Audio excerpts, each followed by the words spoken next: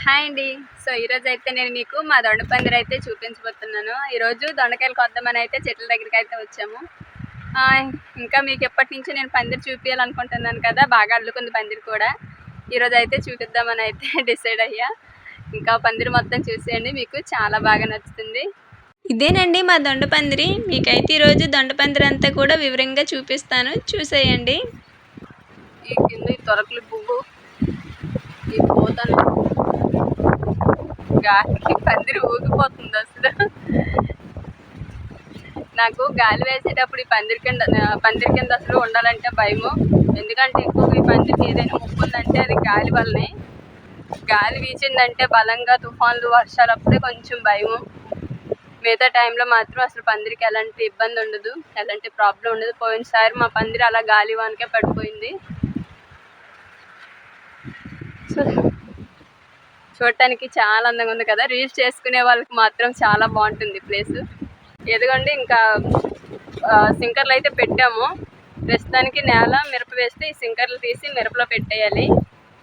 కానీ అప్పటి వరకు అయితే మొన్న అమ్మ వాళ్ళ ఊరు వెళ్ళేటప్పుడు మేము వీటిని వదిలేసి వెళ్ళాము. ఇంకా మా తాతయ్య అయితే వీటి ద్వారా అయితే రోజు 2 తడుపులు నీళ్ళపాత అయితే పెట్టేవారు. ఇప్పుడైతే మా వారు ఉన్నారు కాబట్టి ఇంకా పైప్తోనే నీళ్ళు పెడుతున్నారు. ఎందుకంటే సింకర్లతో నీళ్ళు పెట్టడం అంత మంచిది కాదు, చెట్లకి దిగుబడి అనేది ఉండదు పంట. అందువల్ల మేము వచ్చి నుంచి అయితే ఇదిగోండి ఈ పైప్ తోటి, తెల్ల పైప్ ఉంది కదా, ఈ పైప్ తోటి అయితే పెడతాము. ఇంకా ఇది ఒక పందిరండి. దీనికంటే ఇది ఒక నెల వెనకేసాము. అంటే 2 ఒకేసారి అయితే బడ్జెట్ ప్రాబ్లం కదా, అంటే పెట్టుబడి కూడా ఉండాలి, రెండింటికి ఒకసారిగా తేలేమని చెప్పి ఇలా అయితే చేసాము. ఇంకా ఇప్పుడు ఇదిగోండి వీటికి కూడా మెల్లగా కర్రలు తీసుకొచ్చి అల్లిస్తున్నాము. చాలా లేట్ అయిపోయింది, మొత్తం కిందే తీగలన్నీ కూడా అల్లిపోయాయి. పూత కూడా వచ్చి కాయలు కూడా పడినాయి. ఎప్పుడో వేయాల్సిన పందిరి వేసి ఉంటే పాటికి పైకి వెళ్ళిపోయి సగం అల్లుకునే పందిరి ఇది. కానీ మేమే లేట్ చేసాం. గాలికి పందిరి చూడండి అసలు ఎట్లా అవుతుందో. ఎందుకంటే పందిరి పెట్టి కొన్ని రోజులు అవుతుంది కాబట్టి స్ట్రాంగ్గానే ఉండింది. 1 ఇయర్ వరకు ఏ ఇబ్బంది ఉండదండి. ఇంకా అక్కడి నుంచి అయితే కర్రలు మారుస్తూ ఉండాలి. ఇదంతా మంది కౌలు పొలం కాబట్టి స్ట్రాంగ్గా పోల్ వేసి అయితే పెట్టలేము. అందువల్లనే ఇలా అయితే మేము కర్రల సపోర్ట్తోనే పెట్టుకున్నాం. ఈ పందిరి అందరికీ కూడా మేము వెదురు బొంగులే వాడామండి. వెదురు కర్రలనే ఎక్కువగా యూజ్ చేసాము. సపోర్ట్లకు మాత్రమే ఈ జామాయిల కర్రలు తీసుకొచ్చాం. కానీ వెదురు కర్రలు బాగా రేట్ ఎక్కువ, చాలా రేట్ అయింది. అదే జామాయిల కర్రలు అయితే అందులో సగం కూడా అవ్వదు. అందుకే సెకండ్ పందిరికి అన్నిటికీ కూడా జామాయిల కర్రలే తెచ్చుకుంటున్నాం. ఎందుకంటే వెదురు కర్రలు చాలా రేటుగా ఉన్నాయి.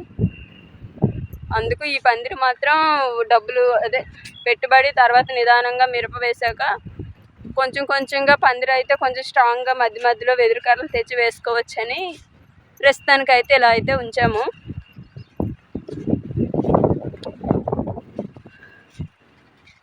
ఇంతకీ పందిరి మీకు నచ్చిందో లేదో చెప్పండి. ఎందుకంటే నేను ఫస్ట్ టైం దొండ పందిరి చూడటం.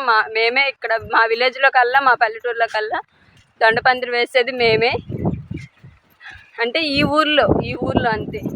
చుట్టుపక్కల అంటే ఇంకా ఉంటాయిలండి, కానీ మా ఊరికి అయితే మేమే. ఎవరు దొండ పందిరి పెట్టరు. ఈ దొండ దుంపలు దొరకడం కూడా చాలా రేరు.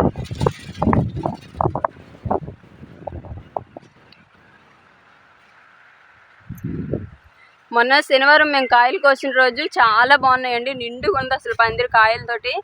ఆ రోజు వీడియో తీద్దామంటే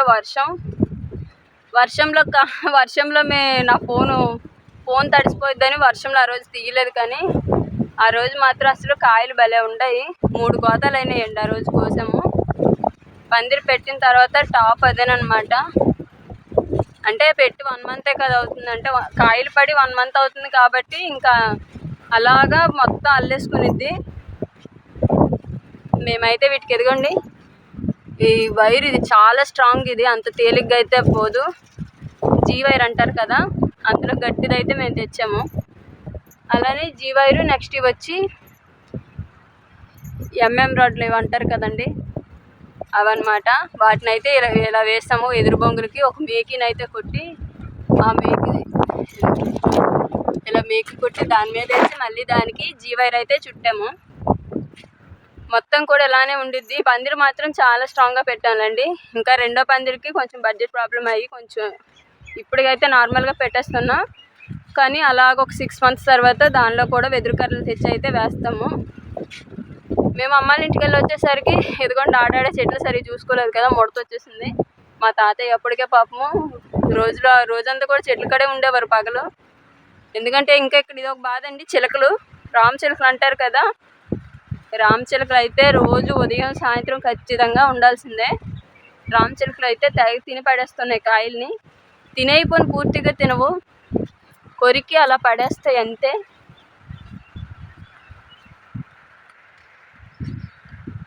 మళ్ళీ చెట్టు మొదట్లో ఎప్పటికప్పుడు చూస్తూనే ఉండాలండి. ఎందుకంటే చెట్టు మొదట్లోని ఇదిగో ఇలా పళ్ళు కాయలు పడిపోతాయి కదా, లోపల ఎంత నీట్గా కాయలు కోసినా సరే ఏడో కాడ పళ్ళు కాయ ఉండిపోయిద్ది కదా, అదైతే పండు అయిపోయిద్ది.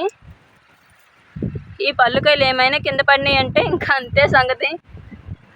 అవి మళ్ళీ విత్తనాలు వేసి అంటే చిన్న చిన్న చెట్లులాగా వస్తాయి కదా, దుంపల్లాగా, అవి చేదు చెట్లు వచ్చేస్తాయి. అందుకే ఎప్పటికప్పుడు కింద పళ్ళుకాయలు ఉన్నాయి ఏమనేది కూడా చూసుకుంటూ ఉంటాం. అలానే కలుపు తీస్తామండి ఎప్పటికప్పుడు కూడా, నీట్గా ఉండేది పందిరి అయితే. ఇదైతే తీసాం ఈ బిట్ ఎలాగా. ఇంకెదగోండి ఈ బిట్ ఉంది కలుపు తీయడానికి. ప్రతిరోజు సాయంత్రం 2 hours అయితే వస్తాము, వచ్చి అలా కలుపు తీయడం కానీ ఏదో పని ఉంటే చేసుకుంటాము. ఈ దొండకాయల కల్లా ఏంటంటే కాయలు కోసేటప్పుడు చేతులు జిగడికి అయిపోతాయి, అదొక బాధ. అందుకే ఎవరు సరిగ్గా కూలీలు కూడా రారు కాయలు కోయడానికి. ఇంకా ఈ బకెట్లు అయితే నేను పూర్తిగా ఇక్కడే వదిలేసాను. 3 బకెట్లు అయితే పెట్టాను. ఈ 3 బకెట్లు ఎందుకంటే మళ్ళీ బకెట్లు ఇంటికి తీసుకెళ్ళి ప్రతిరోజు కడగాలన్నా సరే ఇబ్బంది. అందుకే ఈ 3 బకెట్లు కూడా ఎదుగోండి ఇక్కడ మా వారు ఒక బకెట్ అయితే కోస్తున్నారు. ఇంకా బకెట్లో అందుకే ఇక్కడే వదిలేస్తాను, ఇంటికి తీసుకెళ్ళకుండా. మొత్తం కూడా జిగటి అయిపోతాయి. ఇవి కోసేటప్పుడు మనము వీటికంటూ సపరేట్గా కాయలు కోసినప్పుడు వేసుకుని ఒక 2 డ్రెస్సులు అయితే పక్కన పెట్టుకుంటాం. ఎందుకంటే మొత్తం మరకలు పైన పడతాయి, అదొక బాధ. కాయలు కోసిన తర్వాత అసలు చేతులు కూడా కడగాలంటే చాలా ఇబ్బంది. కానీ మంచి ఆదాయం అయితే ఉండిద్ది దీనివల్ల. అందువల్ల ఇంత కష్టమైనా సరే ఇష్టంగా మేమైతే చేసుకున్నాం. అలవాటు అయిపోయింది మాకు. అది కాకుండా మా కాయ అంటే ఈ దొండకాయ చాలా రుచి ఎక్కువ అండి, చాలా టేస్టీగా ఉండేది కూర కూడా.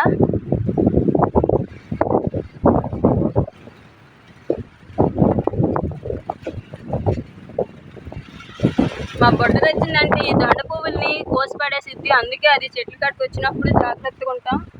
పువ్వులన్నీ కూడా ఏరేసిద్ది.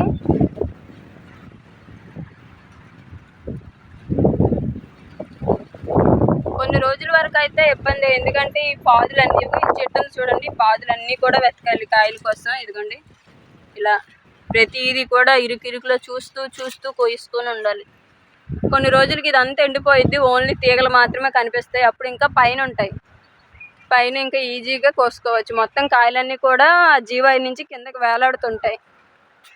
దాని ద్వారా మనం కోయడానికి చాలా ఈజీగా ఉండిద్ది. చాలామంది ఏంటంటే స్తంభాలు వేసి పెట్టుకుంటారు, అది ఇంకో స్ట్రాంగ్గా ఉంటుంది. అలాంటివి సొంత నేల ఉన్న వాళ్ళకి మాత్రమే సాధ్యం. అప్పటికి మేము సిమెంట్ పోల్ అయితే అంటే మామూలుగా స్తంభాలు అదే పైపులు కొనుక్కొని వచ్చి పోళ్ళు అయితే వేసామండి.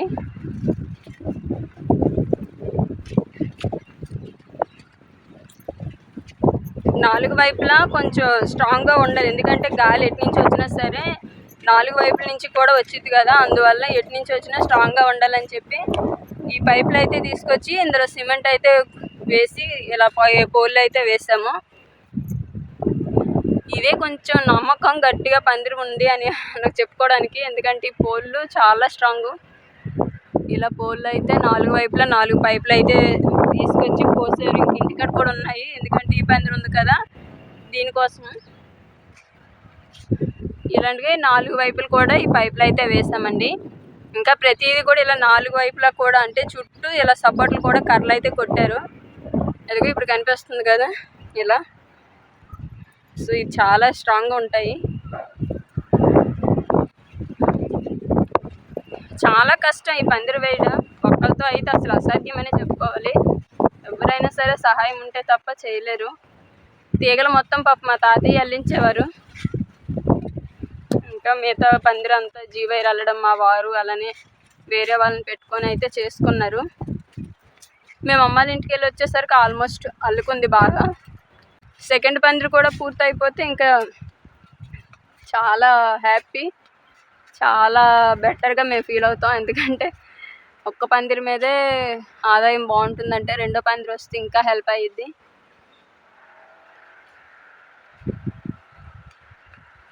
నాకు దొండకాయ కూర అంటే చాలా ఇష్టం అండి. ప్రెగ్నెన్సీ టైంలో సిజేరియన్ కదా, పత్యానికైతే ఎక్కువగా దొండకాయ వండి మా వాళ్ళు ఇంకా ఆ రోజు నుంచి నాకు చాలా ఇష్టమైపోయింది. అలా అని దొండకాయలు ఉన్నాయని కానీ ఇంట్లో పెద్దగా ఎప్పుడూ వండను, ఎప్పుడో వండుతా.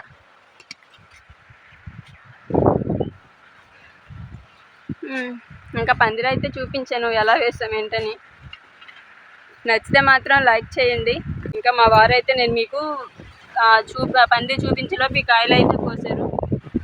నేను కూడా కాయలు కొయ్యాలి, లేదంటే మా వారు ఇంకా కోప్పడతారు. సో ఇలా ఉండిద్ది, ఇదంతా కూడా అల్లేసుకునిద్ది. నా వాయిస్ ఈ గాలికి ఏమైనా కొంచెం డిస్టర్బ్గా ఉంటే సారీ అండి. ఎందుకంటే నేరుగా అయితే వాయిస్ ఇచ్చేస్తున్నాను అర్థమయ్యేలా చెప్పొచ్చని. బాగా గాలి వీస్తుంది, అందువల్ల వాయిస్ కొంచెం గట్టిగా మాట్లాడాల్సి వస్తుంది. నా మాటలు నాకే వినిపించట్లేదు, గాలి అంతలా ఉంది. సో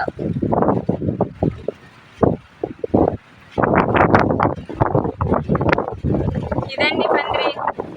ముందు రోజుల్లో పందిరి మీద వీడియోస్ అయితే చూపిస్తానండి. పందిరి బాగా అల్లుకున్న తర్వాత ఇదంతా కూడా అల్లేసుకునిద్ది. ఇదిగోండి ఇలా కనిపిస్తుంది కదా, మొత్తం అల్లుకునిద్ది. అప్పుడు కాయ కూడా ఎక్కువగా దిగిద్ది, కాయ పూత అంతా కూడా. అప్పుడైతే ఇంకా నీట్గా కనిపించిద్ది. ఇప్పుడు ఇది లేత పందిరి అంటే ఇప్పుడిప్పుడు అల్లుకుంటుంది కదా, కాయ చాలా లేతగా ఉండిద్ది, చాలా టేస్ట్గా ఉండిద్ది. ఇది నాటుకాయ, అందుకే ఇంత రుచి ఎక్కువ. మామూలుగా చిన్నగా అంటే సన్నగా ఉంటాయి కదండి, అవి వేరు. ఇవి లావుకాయలు అంటారు. మాకు ఇక్కడ మార్కెట్లో అయితే బాగా పోతాయి ఇవి. మాకు ఖాతా వాళ్ళు ఉంటారు కదా, అంటే షాప్ వాళ్ళు తెలిసిన వాళ్ళు ఉంటారు. వాళ్ళు ముందు రోజే ఫోన్ చేసి ఇన్ని కేజీలు కావాలని చెప్తారు. లేదా మేము కాయలు కోసాక వాళ్ళకి ఫోన్ చేసి ఎన్ని కేజీలు కావాలని అడుగుతాము. దాని ద్వారా అయితే ఖాతా వేసి ఇచ్చేస్తాము. ఇలా అయితే మార్కెట్లో అయితే అమ్ముతామండి. ఇంకా నేను మా వారు కోస్తుంటే మా తాతయ్య నాన్నమ్మ కూడా వచ్చారండి. మా సాత్వికని అయితే తీసుకొని వచ్చారు. అదైతే సైలెంట్గా ఆడుకుంటుంది, మమ్మల్ని అయితే డిస్టర్బ్ చేయట్లేదు. అప్పటికైతే లాస్ట్కి అయితే వచ్చేసామండి. సగం పందిరి పైనే కాయలు అయితే కోసేసాము. ఇంకా కాయలు అయితే ఇదిగోండి ఎలా కోస్తామనేది నేను ఇక్కడైతే చూపిస్తున్నాను. ఇంకా సాత్విక అయితే మీకు హాయ్ చెప్తానని అయితే వచ్చిందండి. మీరు కూడా హాయ్ చెప్పేయండి. ఈరోజు వ్లాగ్ అయితే మాత్రం మొత్తం కూడా దొండపందిరిలోనేనండి. ఎందుకంటే ఇంటి దగ్గర అయితే ఏం షూట్ చేయలేదు. నేరుగా చెట్ల దగ్గరికి వచ్చేసిన తర్వాత ఇంకా పందిరి అయితే చూపిద్దాం అనుకున్నాను. ఇంకా వీడియో అయితే తీసేసాను. కాయలు కోసినప్పుడు అయితే ఖచ్చితంగా చొక్కా అయితే వేసుకొని మళ్ళీ తలకి కండవ కూడా కట్టుకుంటానండి. కానీ మా వారు వీడియో తీస్తున్నంతసేపు కండవ తీసేసే అన్నారు, అందుకనే తీసాను. లేదంటే ఆ గాలిలో అసలు జుట్టు ముందుకు ఎగురుతూ ఉండిద్ది. ఇంకా చొక్కా వేసుకోపోయామంటే కాయలు కోసిన తర్వాత కాయలు కొనేది వాటర్ లాంటిది అయితే పైన పడిద్ది, దానివల్ల మొత్తం మరకలు అయిపోతాయి. మా వాళ్ళు ఎవరు అసలు చొక్కా ఏమీ వేసుకోరు, నేను మాత్రమే వేసుకుంటాను. ఇంకా ఇదిగోండి మా తాతయ్య నేను ఒక లైన్ కోస్తే మా నాన్నమ్మ మా వారు అయితే ఇంకో లైన్ అలా కోస్తామన్నమాట. మొత్తానికి కాయలు అయితే కోసేయడం అయితే అయిపోయిందండి. సో ఇదండి ఇవాళ వీడియో. ఇంతకీ పందిరి నచ్చిందా లేదా అనేది చెప్పడం మర్చిపోకండి. నచ్చింది, ఎందుకంటే ఎంత అందమైన ప్లేస్ ఎవరికి నచ్చకుండా ఉండిద్ది చెప్పండి. అలానే నచ్చితే మాత్రం లైక్ చేయండి. అలానే ఎవరైనా కొత్తగా మన ఛానల్ని చూస్తే సబ్స్క్రైబ్ చేసి సపోర్ట్ చేయండి. ఇలానే మరిన్ని మంచి వీడియోస్ అయితే మళ్ళీ మీ ముందుకు వస్తాను. ధన్యవాదాలు.